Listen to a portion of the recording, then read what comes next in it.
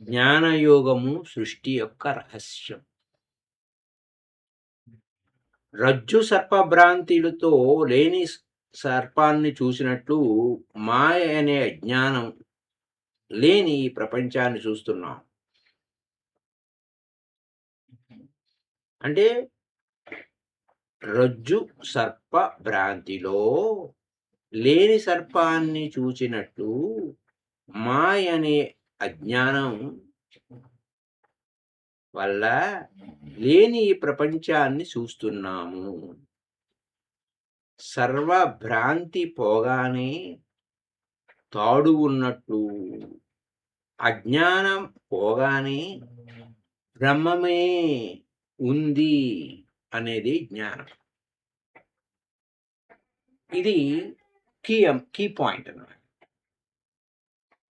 మరి ఉత్తరంలో రాస్తుంటారు కదా ఈయన స్వామి అనుభవానంద, చిట్టి తల్లి మాతాజీ, జ్ఞాన మార్గంలో ఉండే కొన్ని రహస్యాలు మొదటి ఉత్తరంలో వచ్చాయి. వాటిని చదివేటప్పుడు అద్వైత భావాలు ఎంత కఠినమో నీకు కొంత తెలిసి ఉంటుంది. అందుకని వాటిని అర్థం చేసుకోవడానికి ఎక్కువ శ్రమ చేయవలసి వస్తుంది. అలాగని మానేయరాదు.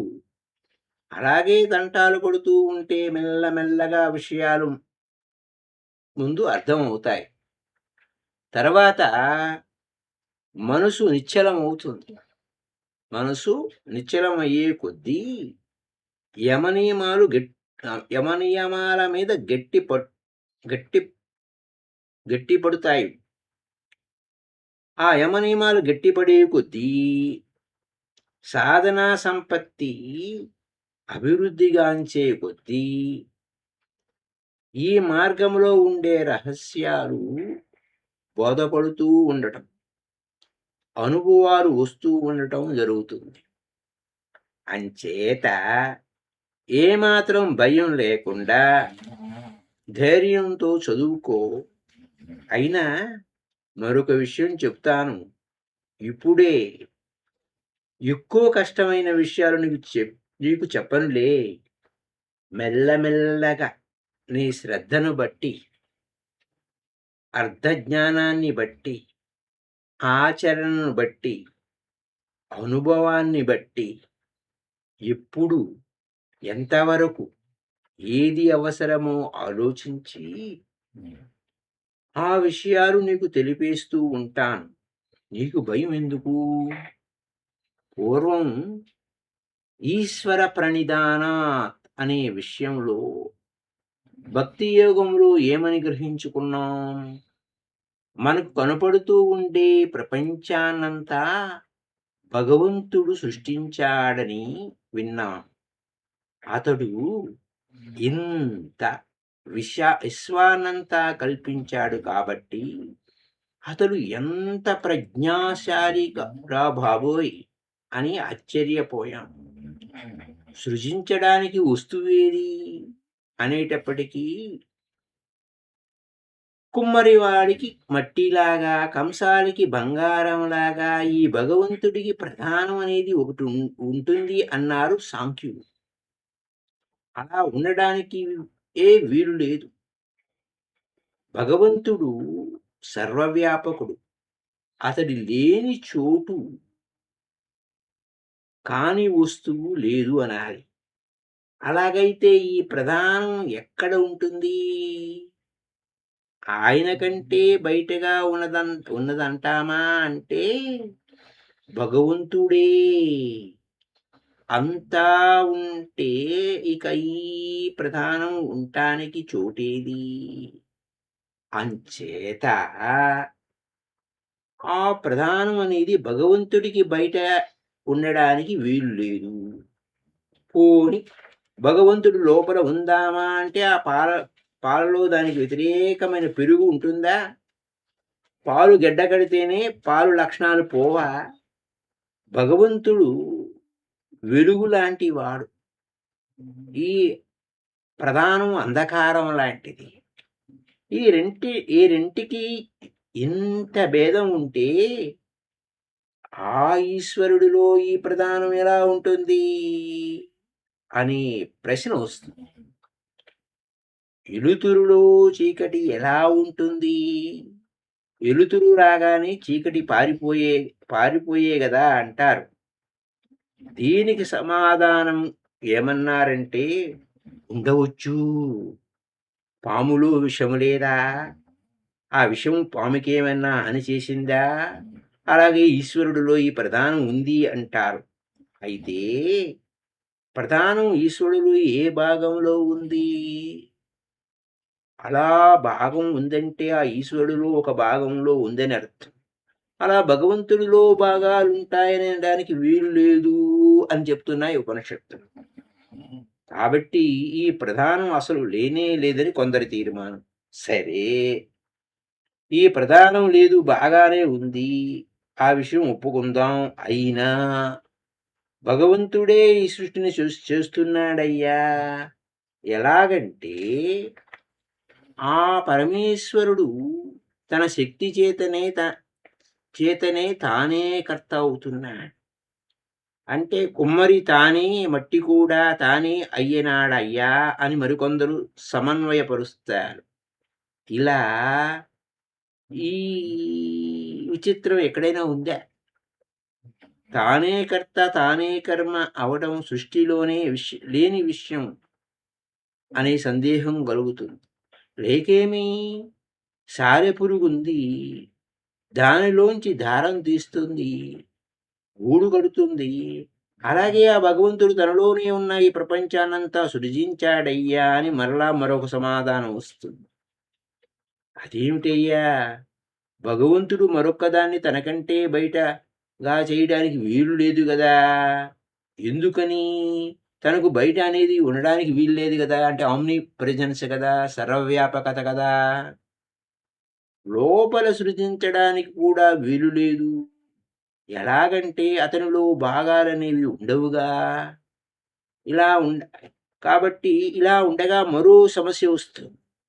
అలా తనలోంచి ఈ ప్రపంచానంతా సృజించాడంటే తాను మారటమేగా. అదిలాగా అతడు వికారం అంటే ఏ మార్పు చెందనివాడు అన్నారు కదా శాస్త్రాల్లో. అవును, వికారం కూడా చెందడం అనవలసి వస్తుంది. అయితే ఇక ఈ సృష్టి ఎలాగా? పోని చేశాడందాం. ఎందుకు చేశాడు? ఏమి తోచక చేశాడా? ఆనందం కొరకు సృష్టి చేశాడా? తెలివి లేక చేశాడా? లేక మనల్ని ఉద్ధరించడానికి చేశాడా? తోచక చేశాడంటే అప్పుడప్పుడు ఆ భగవంతుడికి పని లేక తోచకపోవడం ఉందన్నమాట. ఆనందం కొరకంటే దీనిని సృజించకముందు అతనికి ఏమైనా సుఖం లేదన్నమాట. తెలివి లేక అంటే మనతో లెక్క అయినాడు. ఇవన్నీ ఆ భగవంతుడి గొప్పదనానికి లోపమేగా. ఈ విధంగా సృష్టినంతా భగవంతుడు సృజించాడయ్యా అంటే అనేక సందేహాలు వస్తూ ఉంటాయి. మన కోసం అన్నారంటే ఇలా మన సౌఖ్యం కోసం అయితే మనల్ని అందరినీ అంతఃపుర సౌదాల్లో పెట్టి లేక 7 అంతస్తుల మేడల్లో పెట్టి ఉంచాడా? లేదు. ఎప్పుడూ మనకు సౌఖ్యాలే ఇస్తున్నాడా? అంటే అది లేదు. ఇలాగ ఈ ప్రశ్నకు లెక్క లేదు. సమాధానం సరిగ్గా లేనే లేదు. వీటన్నింటిని ఇక్కడ వ్రాస్తూ నిన్ను పెట్టను. పై విధంగా ఈ విచిత్రమైన సృష్టి గురించి బాగా ఆలోచించి కొందరు మహాత్ములు ఒక తీర్మానానికి వచ్చేశారు. ప్రపంచం భగవంతుడికి బయట ఉండరాదు, లోపల కూడా ఉండరాదు. అతడిలో మార్పు రాకూడదు, వేరే పదార్థం లేదు అనే ముఖ్య విషయాలన్నీ తీసుకున్నారు. అలాంటిది ఎక్కడైనా ఉందా అన్న ప్రశ్న వాళ్ళకి మనసుకు తట్టింది. లేకేమీ అన్నారు. అది భ్రాంతి. ఆ భ్రాంతిలో ఏమి జరుగుతుంది అనగా ఉదాహరణకు కొన్నిటిని ముందు పడేశారు. వాటిల్లో ముఖ్యమైనది రజ్జు సర్ప భ్రాంతి. అసలు శ్రీ శంకరాచార్యుల వారు చెప్పిన ఈ అద్వైత సిద్ధాంతానికి అంతా ఈ రజ్జు సర్పమని, సుక్తి రజితమని అనబడే భ్రాంతులకు ఆధారపడవలసి వచ్చింది. ఆ భ్రాంతులే ఆధారం అనవలసి వచ్చింది. ఈ భ్రాంతి విషయం ఇదివరకు ఉత్తరాలలో చాలా వరకు చర్చించాను. ఎప్పుడైతే ఇంకా ఎవరికైతే భ్రాంతి కలుగుతుందో, వాళ్ళకే ఈ భ్రాంతి ఉన్నంత కాలం ఆ పాము కానీ, ఆ వెండి కానీ అక్కడ వాటికి అధిష్టానంగా ఉండే తాడు మీద, ముత్యపు చిప్ప మీద కనిపిస్తాయి. కానీ అందరికీ ఎల్లకాలం కనిపించవు. అలాగే ఈ సంసారం అనేది, లేక ఈ సృష్టి అనేది కూడా ఎవరికైతే భ్రాంతి ఉంటుందో, ఆ భ్రాంతి ఎంతకాలం ఉంటుందో వాళ్ళకే అంతకాలమే ఉంటుంది. కానీ ఆ భ్రాంతి లేని వాళ్లకు, ఆ భ్రాంతిని పోగొట్టుకున్న వాళ్లకు ఈ ప్రపంచం లేనే లేదు అని ఈ వాదం యొక్క ముఖ్య అర్థం.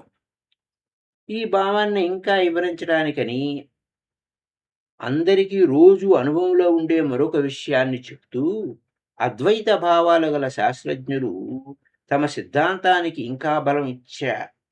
అదేమిటంటే స్వప్నము. స్వప్నాన్ని పొందుతాం అంటే కల వస్తుంది. ఆ కలలో ఉన్నంతసేపు ఆ కలలో ఉండే విషయాలే సత్యం అనుకుంటాం. అక్కడ కూడా ఈ ప్రపంచంలో మాదిరిగా పెళ్ళాం బిడ్డలతో సుఖదుఖాలు పొందుతూ ఉంటాం. ఇలాంటి కష్ట సుఖాలతో ఆ స్వప్నం వెళుతూ ఉంటుంది. కానీ మేల్కొన్న తర్వాత ఆ భార్యాబిడ్డలు ఏమయ్యారు? ఇల్లు వాకిలి ఏమైంది? ఏమీ లేవు. అన్నీ అదృశ్యమైనాయి.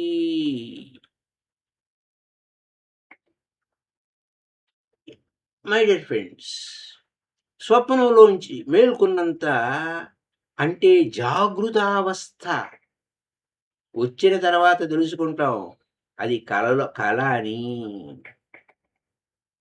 జాగృతావస్థ అంటే awareness. Sati, ఆనాపానసతిలో Sati my dear friends. చూసారా? ఈ జాగరూకతతో అవేర్‌నెస్‌లో మనం మెలకువగా నిద్రలోకి పోకుండా జాగరూకుడై ఉండడం అనేది ఎంత ఇంపార్టెన్సో మనం ఆనాపానసతిలో మనం తెలుసుకున్నాం. అదే విషయం మరొక రూపంలో ఏదో ఒక రూపంలో వస్తూనే ఉంటుంది. ఇక్కడేమైంది? జాగృతావస్థకొచ్చిన తర్వాత అది కల అని. అందుచేత ఆ అనుభవాలన్నీ కలలోనివే అని గ్రహించిన తర్వాత అవన్నీ అబద్ధం అని తెలుసుకుంటాం. అలా నిర్ధారణ చేసుకున్న తర్వాత ఆ సంబంధం అయిన సుఖాలు, దుఃఖాలు ఇంకా మనం పొందుతామా? లేదు. ఆ ధారాపుత్రుడు ఎంత అబద్ధమో, అలాగే వారి వల్ల కలిగే ఆ కష్ట సుఖాలు కూడా. అందుకని అలా జ్ఞానం కలిగిన తర్వాత ఒక నవ్వు నవ్వేస్తాం. ఈ స్వప్నం అనేది కూడా ఆ పాము లాంటి భ్రాంతే అని పెద్దలంటారు. యదార్థం కూడా అంతే. భ్రాంతిలో ఉన్నంత కాలం రజ్జు సర్పవత్ భ్రాంతి అంటారు కదా! తాడును చూసి పాముని అను అనే భ్రాంతిలో ఉన్నంత కాలం ఆ పాముంది. దీపం తేగానే పాము కనపడట్లేదు అంటే ఆ సర్పభ్రాంతి నశించినట్లు. స్వప్నంలో ఉన్నంత కాలం ఆ మనుషులు, ఆ అనుభవాలు ఉన్నాయి. స్వప్నం పోగానే, మెలుకువ రాగానే ఆ భ్రాంతులన్నీ పోయాయి. ఈ పై 2 ఉదాహరణలని ఈ పై దృష్టాంతాలలోని రహస్యం ఏమిటి? పాము అనేది యథార్థంగా లేకపోయినా భ్రాంతిలో పాము కనిపించింది. భార్యాబిడ్డలు, వస్తువాహనాలు నిజంగా లేకపోయినా స్వప్నంలో అవన్నీ కనిపించాయి. ఈ భ్రాంతి వస్తువులు కూడా భ్రాంతి కాలంలో నిజమైన వాటిలాగానే ఉన్నాయి. అట్టి అనుభవాల్ని మనకిచ్చాయి. వాటిని చూస్తున్నంత కాలం అంటే ఆ భ్రాంతిలో ఉన్నంత కాలం ఆ వస్తువులన్నీ యథార్థమే. ఎప్పుడు వాటిని భ్రమ అన్నాము. ఆ భ్రాంతి పోయాక కానీ అది భ్రమ అని తేలిలే. అలాగే ఈ ప్రపంచం అనేది ఏ విధంగానైనా ఆ సర్వవ్యాపకుడు, అఖండుడు, నిర్వికారుడు, ఏ ఏకుడు ఏకడు అంటే ఏకమే అన్నమాట. నిత్యము అయిన ఆ పరమేశ్వరుడి చేత సృజింపబడడానికి వీలు శాస్త్రాల ప్రకారం, యుక్తి ప్రకారం కనిపించడం లేదు. అయినా ఈ ప్రపంచం కనిపిస్తున్నది అంటే ఈ భ్రాంతికి సమాధానంగా ఇచ్చారు అద్వైతులు. దాన్ని ఎలా సమర్థించారు? మనం అసలు లేని సర్పాన్ని చూచినట్లే ఇప్పుడు కూడా లేని ప్రపంచాన్నే చూస్తున్నాము. భ్రాంతి చేత ఎలాగా అయితే ఆ పామును చూచామో అలాగే ఆ భ్రాంతి చేతనే ఈ సంసారాన్ని చూస్తున్నాము. ఎలాగైతే భ్రాంతి పోగానే ఆ పాము కనపడడం లేదో, అలాగే మన భ్రాంతి పోగానే ఉన్నదనుకునే ఈ ప్రపంచం లేకుండా పోతుంది అన్నారు వాళ్ళంతా. ఈ భ్రాంతికి మాయ అనే నామకరణం పెట్టారు. దీనికి అజ్ఞానం, అవిద్య అని కూడా అన్నారు. మాయ అనబడే అజ్ఞానం వలన అసలు లేని ఈ ప్రపంచాన్ని అక్కడ ఆ లేని పామును చూచినట్లు చూస్తున్నాము అన్నారు. అక్కడ భ్రాంతిని పోగొట్టుకున్నట్లు ఎప్పుడైతే అజ్ఞానాన్ని నశింపజేస్తామో, అంటే ఆ మాయను జయిస్తామో, అప్పుడు ఈ ప్రపంచం అదృశ్యమైపోతుంది. అసలు లేనిదే కాబట్టి ఏం మిగులుతుంది? పాము పోగానే త్రాడు మిగిలినట్లు అజ్ఞానం పోగానే బ్రహ్మం మిగులుతుంది. లేక స్వప్నం పోగానే మనమే మిగిలినట్టు ఈ సంసారం అనే స్వప్నం మాయాపాశంలో పోగానే మిగిలేది నీవే అన్నాడు ఆ వేదాంతి. చూసారా? మదాలసలాలి పాట కూడా ఉంది కదా! సంసార మాయ త్యజమోహ నిద్ర. మోహ నిద్రను వదిలిపెట్టరా నాయనా! అంటే స్వప్నానికి నువ్వే అధిష్టానం. పాముకు నువ్వు అధిష్టానం కాదుగా! అధిష్టానం అంటే ఇదే వరకు ఏమని చెప్పాను? దేని మీద భ్రాంతి కలుగుతుందో అది అధిష్టానం. సర్పానికి తాడు అధిష్టానం అయ్యింది. ముచ్చెప్పు చిప్ప వెండికి అధిష్టానం అయ్యింది. అలాగే ఈ సంసార భ్రాంతిలో వేరే మనకంటే ఇతరమైన అధిష్టానం లేదంటే అనకే ఈ స్వప్న దృష్టాంతానికి చెప్పుకొచ్చారు. వాటికి అధిష్టానం చూచే వాడికంటే అంటే భ్రాంతిని కంటే ఇతరంగా ఉంది. కానీ ఈ స్వప్న భ్రాంతిలో మాత్రం అలా కాదు. ఈ స్వప్నం అనే భ్రాంతి ఎవరికి కలిగింది? నీకే. ఎక్కడ కలిగింది? నీలోనే. లేచిన తర్వాత ఎక్కడికి పోయింది? అదృశ్యమైపోయింది. నీలోనే. అలాగే ఈ సంసారం అనేది కూడా నీ భ్రాంతి వలన నీలో కలిగి, నీలోనే భాషించి, నీలోనే చివరికి లయమైపోయింది అని జ్ఞానులు తీర్మానం చేశారు. అర్థమయిందా? అప్పటికి ఏమవుతుంది?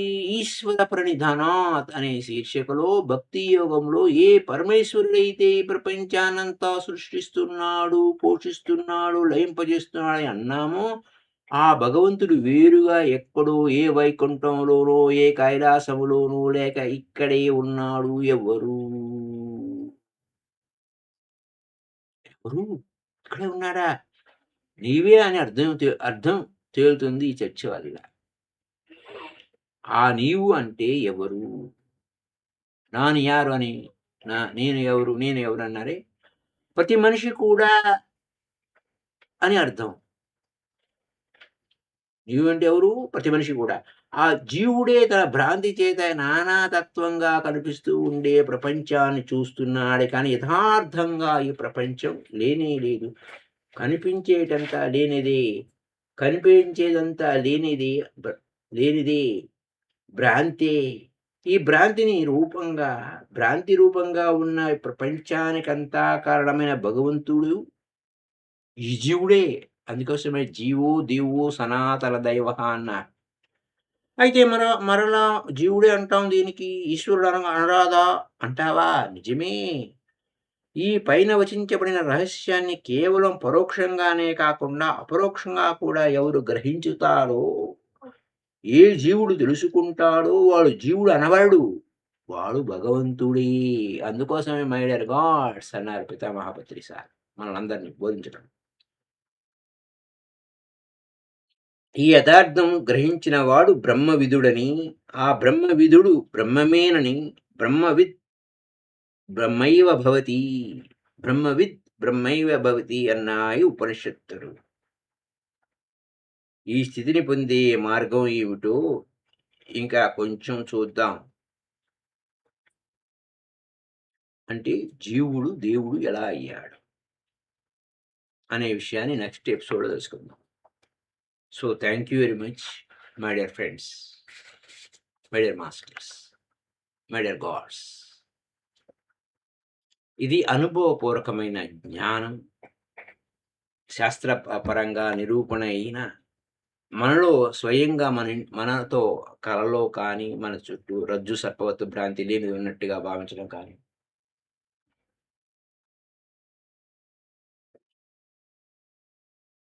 ఈ అనుభవపూర్వకమైన జ్ఞానం వల్లనే మనకు ముక్తి వస్తుంది. Thank you all the masters. Happy day to you all. Comments రూపంలో తెలియచేయండి. అలాగే వన్స్ అగైన్ స్వాధ్యాయం ఛానల్లో మనకు బ్రహ్మస్పర్శిని భగవద్గీత అనేది మనకు నడుస్తుంది.